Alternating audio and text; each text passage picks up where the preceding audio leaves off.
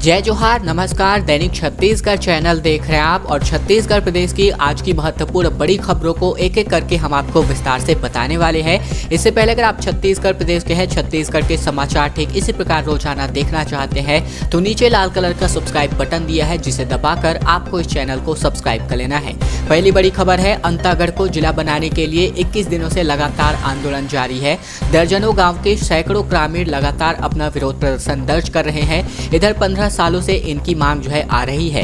बता दें 15 अगस्त को मुख्यमंत्री की घोषणा में शामिल इनका जो जिला है नहीं होने पर इनका गुस्सा भड़क चुका है। बात करते हैं छत्तीसगढ़ के कांकेर जिले में अंतागढ़ में इन दिनों माहौल काफी गरमाया हुआ है। अंतागढ़ को जिला बनाने के लिए ग्रामीण पिछले 21 दिनों से लगातार आंदोलन कर रहे हैं। रोजाना विशाल रैलियां निकाली जा रही है, सभाएं भी की जा रही है, लेकिन अब तक क्षेत्रीय विधायक समेत किसी भी जिम्मेदार व्यक्ति ने आंदोलनरत ग्रामीणों की सुध नहीं ली है। इधर 15 अगस्त को मुख्यमंत्री भूपेश बघेल ने छत्तीसगढ़ में नए जिलों की घोषणा की थी और जिसके बाद अंतागढ़ का नाम शामिल इनमें नहीं किया गया था और इस घोषणा के बाद से ही ग्रामीणों में काफी ज्यादा आक्रोश है और अंतागढ़ तहसील को जिला बनाने की मांग पिछले 15 सालों से चल रही है। लंबे समय के बाद कई पंचायतों के लोग जो है सड़कों पर उतर आए हैं। अंबेडकर अस्पताल में 2000 अतिरिक्त बेड की व्यवस्था की जा रही है। इस बाबत स्वास्थ्य मंत्री सिंहदेव ने इसका निरीक्षण किया। कहा MCX बिल्डिंग के लिए 25 करोड़ रुपए का प्रावधान है, जिसमें 2 टावर और बनेंगे। बात करते हैं छत्तीसगढ़ के सबसे बड़े सरकारी अस्पताल डॉक्टर भीमराव अंबेडकर स्मृति अस्पताल का कायाकल्प होने जा रहा है। रायपुर स्थित अस्पताल में 2000 अतिरिक्त बेड सहित कई नई सुविधाएं बढ़ाई गई है। इसके अलावा स्वास्थ्य मंत्री सिंहदेव ने बीते दिन अस्पताल में नवनिर्मित हिस्सों का निरीक्षण किया। उन्होंने बताया कि नई MCX बिल्डिंग के लिए 25 करोड़ का प्रावधान है और इसमें 2 टावर और बनाए जाने हैं। इधर स्वास्थ्य मंत्री सिंहदेव ने कहा कि अस्पताल का कायाकल्प हो रहा है, महिलाएं के लिए भी बेहतर सुविधाएं दी जा रही है। इधर 600 बिस्तर का अस्पताल मंजूर है, लेकिन रोज 1200 से अधिक मरीज पहुंचते हैं। नई MCX बिल्डिंग के लिए भी 25 करोड़ रुपए के बजट का प्रावधान है और इसमें 2 टावर और बनाए जाने हैं। टावर से तात्पर्य बिल्डिंग से है।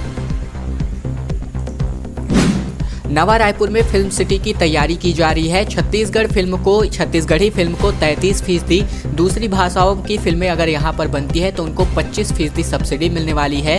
सिनेमा हॉल के लिए 15 से 50 लाख रुपए तक मिलने जा रहे हैं। दरअसल छत्तीसगढ़ सरकार जो है प्रदेश में पहली बार फिल्म नीति जारी कर रही है। इसके अलावा कर दी गई है। बता दें इसके तहत सरकार ने फिल्म और टीवी इंडस्ट्री के विकास के लिए सब्सिडी की भी घोषणा कर दी है। तय हुआ है कि छत्तीसगढ़ में अगर छत्तीसगढ़ी फिल्में बनाई जाती है तो फिल्मों पर सरकार 33% सब्सिडी देने वाली है। तो वही दूसरी भाषाओं की फिल्म अगर यहाँ पर के लोकेशन पर बनती है तो इनको जो है 25% तक की सब्सिडी मिलने वाली है। फिल्म नीति में सिनेमा हॉल संस्कृति को बढ़ावा देने की भी कोशिश है। सिंगल स्क्रीन और मल्टी स्क्रीन किसी भी तरह के सिनेमा हॉल खोलने पर सरकार जो है मदद करने वाली है। वही नवा रायपुर में फिल्म सिटी बनाने की तैयारी भी की जा रही है। प्रदेश के संस्कृति मंत्री अमरजीत भगत के मुताबिक इस नीति में राष्ट्रीय अंतर्राष्ट्रीय पुरस्कार पाने वाली फिल्मों को प्रोत्साहित करने का भी प्रावधान है। सुधार का कदम बढ़ाया जा रहा है। निकायों में 50% महिला आरक्षण को जो है मंजूरी छत्तीसगढ़ ने दे दी है। अभी फिलहाल 33% के हिसाब से 3260 में से 1076 महिला पार्षद ही हैं। बता दें नगरीय निकायों में महिलाओं के लिए 50% आरक्षण पर सहमति जो है दे दी गई है। केंद्र सरकार ने राज्यों से इस विषय में अपने अभिमत मांगे थे और इस पर छत्तीसगढ़ सरकार ने कैबिनेट की बैठक में सहमति दे दी है। विधि मंत्री मोहम्मद अकबर ने बताया है कि राज्य कैबिनेट ने इसे लागू करने के पक्ष में अपना अभिमत दिया है। हालांकि नगरीय प्रशासन विभाग विधिवत प्रस्ताव केंद्र को भेजेगा। दूसरी ओर आरक्षण लागू होने पर 605 महिला पार्षद और बढ़ जाएंगे। फिलहाल 14 नगर निगम, 43 नगर पालिका और 112 नगर पंचायत मिलाकर 169 निकायों में कुल मिलाकर 3260 वार्ड है और फिलहाल नगरीय निकायों में महिलाओं के लिए 33% आरक्षण है और अगर इस लिहाज से महिला पार्षदों की संख्या की बात करें तो 1076 है। 50% आरक्षण लागू होने पर इनकी संख्या बढ़कर 1630 पर हो जानी है। 28 सितंबर को राजिम में होगी किसान महापंचायत का आयोजन। किसान नेता राकेश टिकैत, योगेंद्र यादव और डॉक्टर दर्शन पाल जो है बड़े बड़े किसान नेता इस किसान महापंचायत में मौजूद रहने वाले हैं। बात करते हैं आगामी 28 सितंबर को राजिम में किसान महापंचायत का महाआयोजन किया जाना है। इस बार बता दें कि छत्तीसगढ़ किसान मजदूर महासंघ के बैनर तले किसान महापंचायत आयोजित होगी। महापंचायत में देश के कई बड़े किसान नेता शामिल होंगे। इसके अलावा बता दें कि केंद्र सरकार के 3 कृषि कानून के खिलाफ पूरे देश में किसानों का प्रदर्शन जारी है और इसी कड़ी में भी अब इसे छत्तीसगढ़ में भी हवा देने की शुरुआत होगी। किसान संगठनों ने केंद्रीय कृषि कानूनों के खिलाफ प्रदर्शन के लिए राजिम में एक मंच पर जो है जुटने वाले हैं।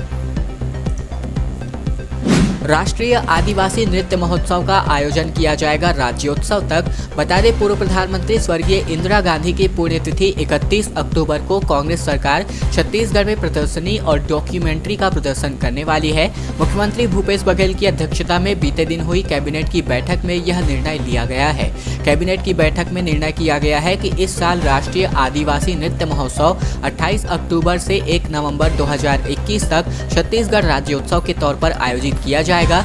इसके अलावा बता दें जो राष्ट्रीय आदिवासी नृत्य महोत्सव है तो इसमें प्रथम 3 दिन 28, 29 और 30 अक्टूबर को आदिवासी नर्तक दलों के कार्यक्रम। इसके अलावा 31 अक्टूबर को पूर्व प्रधानमंत्री भारत रत्न स्वर्गीय इंदिरा गांधी की पुण्यतिथि पर आयोजन तथा 1 नवंबर को छत्तीसगढ़ राज्योत्सव के दिन कार्यक्रम रंगारंग प्रस्तुत होने वाले हैं।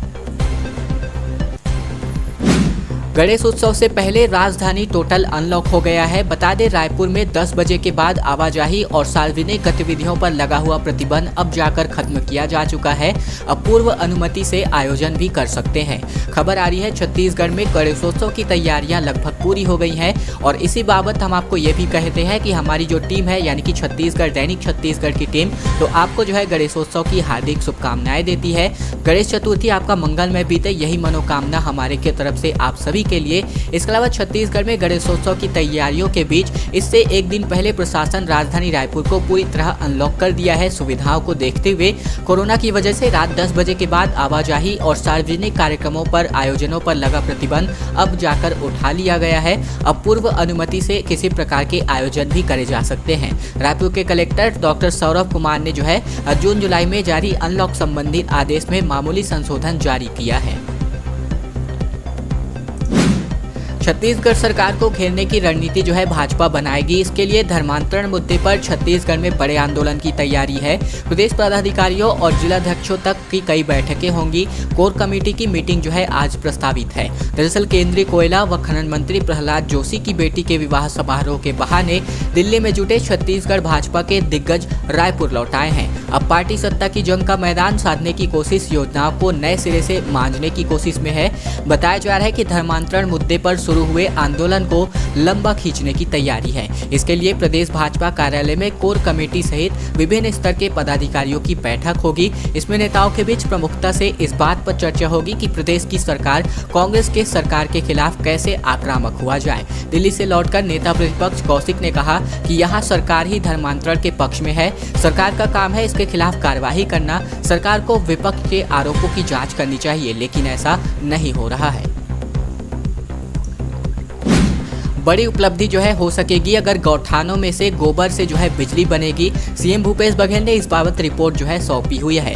बता दें राज्य सरकार अब गौठानों में गोबर से बिजली उत्पादन की योजना पर काम करेगी। सीएम भूपेश बघेल ने अफसरों से गोबर से बिजली उत्पादन की संभावनाओं का अध्ययन कर रिपोर्ट देने को कहा है। यदि यह कार्य संभव होता है तो यह एक बड़ी उपलब्धि होगी। सीएम बघेल ने कहा है कि छत्तीसगढ़ गोबर खरीदी करने वाला देश का पहला राज्य होने के साथ साथ गोबर खरीदी को लाभ में बदलने वाला पहला राज्य भी है।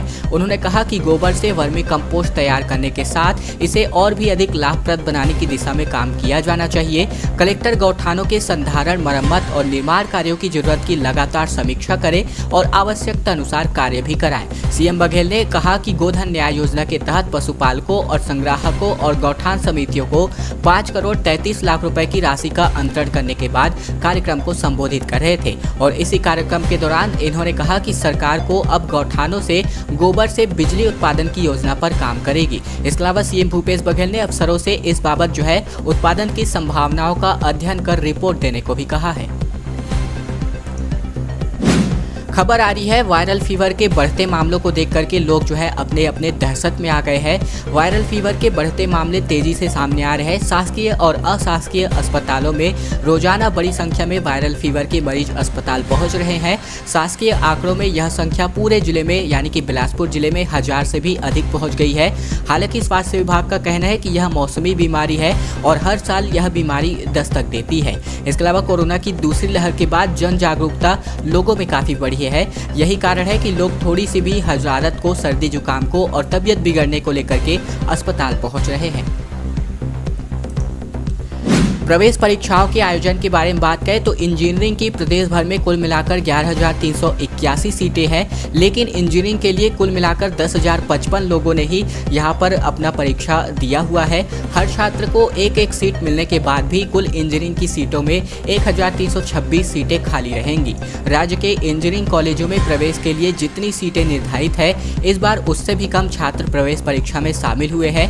यह पहला मौका है जब प्री इंजीनियरिंग टेस्ट में उतने उम्मीदवार शामिल नहीं हुए हैं जितनी की सीटें हैं। वहीं प्रदेश के 33 कॉलेजों में इंजीनियरिंग की कुल मिलाकर 11,381 सीटें हैं, लेकिन बुधवार को परीक्षा का आयोजन किया गया था जिसमें केवल 10,055 लोगों ने ही अपनी उपस्थिति दर्ज कराई है। यह सीटों की संख्या से 1,326 कम है, यानी कि कॉलेजों में इतनी ही सीटें तो हर हाल में खाली रहने वाली है। इसके अलावा अलग से बात यह भी है कि जो स्टूडेंट्स परीक्षा दिवाए हैं, अगर वो एडमिशन नहीं लेते हैं तो उनकी भी सीटें खाली जाने वाली हैं।